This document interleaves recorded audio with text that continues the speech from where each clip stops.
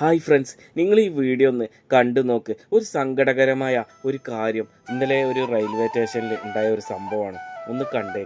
ട്രെയിനിൻ്റെ കൂടെ ഈ ഓടുന്ന പാവത്തിൻ്റെ കയ്യിൽ നിന്ന് ഭക്ഷണം വാങ്ങിയിട്ട് അതിൻ്റെ കാശ് കൊടുക്കാതെ പറ്റിക്കുന്നത് ഒരു തന്തയില്ലായ്മയല്ലേ? അന്നന്നത്തെ ഭക്ഷണത്തിന് വേണ്ടി ഇങ്ങനെ കഷ്ടപ്പെടുന്ന ഈ പാതിരി പാവങ്ങളോട് വേണം നിൻ്റെയൊക്കെ പരനാറിത്തരം. പാവം പിടിച്ചവന് ആ കാശിന് വേണ്ടിയിട്ട് നിന്നെ കൂടെ ആ ട്രെയിനിൽ പിടിച്ച് ഇത്രയും ദൂരം ഓടണം എന്നുണ്ടെങ്കിൽ അദ്ദേഹത്തിൻ്റെ അവസ്ഥ അത്രയും മോശമായിരിക്കും.